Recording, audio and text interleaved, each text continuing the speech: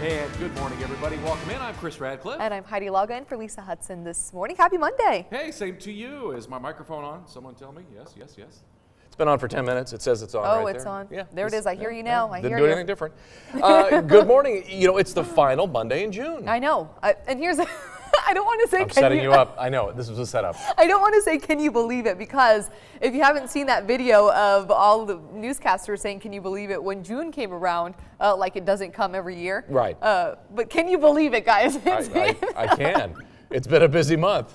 It has been a busy month. I think I'm ready for July, but to believe 4th of July is already almost here. I mean, I think it's more thinking more about how 2017 is halfway done. And then it'll be 2018 before you know it. That's right. Just like we'll still be writing 2015 on our checks. I won't believe it. Megan is standing by at the weather wall. The big question I have for you, Megan, did we reach 100 degrees on Friday? Yes. Has Lisa won the bet? Yes, she did. Yes, we did. We reached our first 100-degree day of 2017 last Friday. So I would say Lisa won the bet. Heidi kind of agrees with me, but I'm sure that will be the talk through the morning hours. Today, though, still looking at additional showers and thunderstorms in the forecast. No triple digits in my forecast really for the next 7 days. In fact, it is a cloudy start. Some of us waking up to a few pockets of moderate to even heavy rain this morning. Watching this complex of showers and thunderstorms out in West Texas, though, not forecasted to make its way into our area. May see some isolated showers for our northwestern counties through the mid-morning hours, but of course we'll continue to monitor that complex out to our west. Overall, though, waking up to a few rumbles of thunder over Williamson County, even a pocket of heavy rain starting to make its way into Salado this morning. As for temperatures, though, most of us in the 70s, also dew points in the 70s, so we still have that sticky feel in the air, and it's due to this southeast wind that just continues to filter in that Gulf moisture this morning. We'll continue to stay humid with the high temperature of 88 degrees, so even though we're going to have a high temperature of 88, it's really going to feel like the low to mid 90s today. About 40% of us this afternoon will see a shower or a thunderstorm. Most of us will stay dry. In fact, we'll even continue with shower chances into Tuesday afternoon, mainly after lunchtime, and also the bulk of the rain will be over the Brazos Valley near College Station on Tuesday. Few rumbles of thunder. Overall, severe weather not expected today and also into Tuesday. We'll have high temperatures climb back into the low 90s, not only on Tuesday, but also into Wednesday, so a bit of a warming trend the next 3 days. Also, winds out of the southeast, they pick up as well Wednesday. We're expecting wind gusts as high as 25 miles per hour. Of the timing of the showers and thunderstorms coming up in my full forecast. All right, thanks so much, Megan, for that weather update. The time right now, 5:03. New video from over the weekend this morning. This is footage of investigators taking evidence from the houseboat that backed over a 4-year-old girl and her father in Temple Lake Park Friday night, killing that young girl. Her dad's in critical condition, and the incident is still under investigation at this time.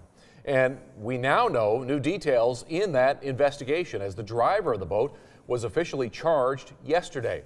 42-year-old Jason Bernal was arrested Friday night and charged Sunday with criminally negligent homicide. That's a state felony. Bernal could face between 180 days and 2 years in state jail if convicted. Temple police say that other charges may still be added.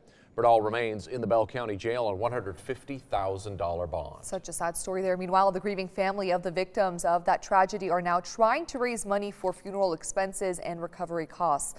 Last we heard, Patrick Oliver was in the ICU in critical condition. The family has set up a GoFundMe page to raise money for 4-year-old Caitlin Oliver's funeral expenses, as well as her father's medical costs.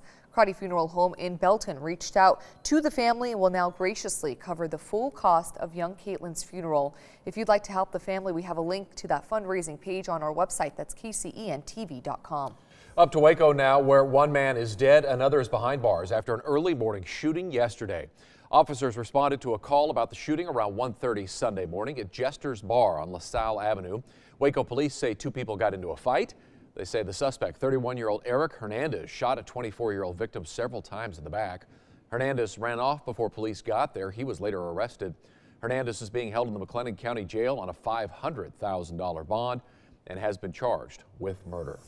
Takata, known for the largest automotive recall in U.S. history, is declaring bankruptcy. In the end, the Japanese company was overwhelmed by lawsuits and hefty recall penalties for making faulty airbag inflators. The company filed for bankruptcy in both the U.S. and Tokyo.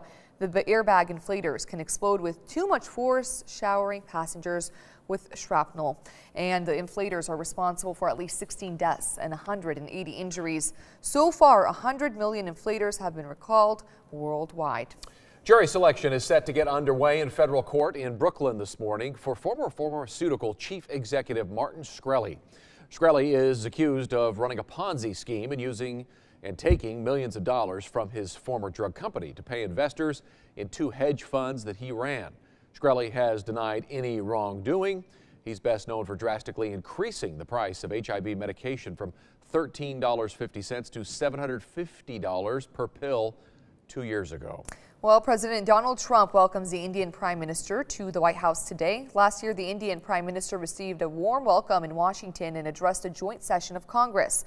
He saw it as a chance to set aside decades of strained relations with the U.S. and strengthen ties to Washington. But today's visit with President Trump could be challenging.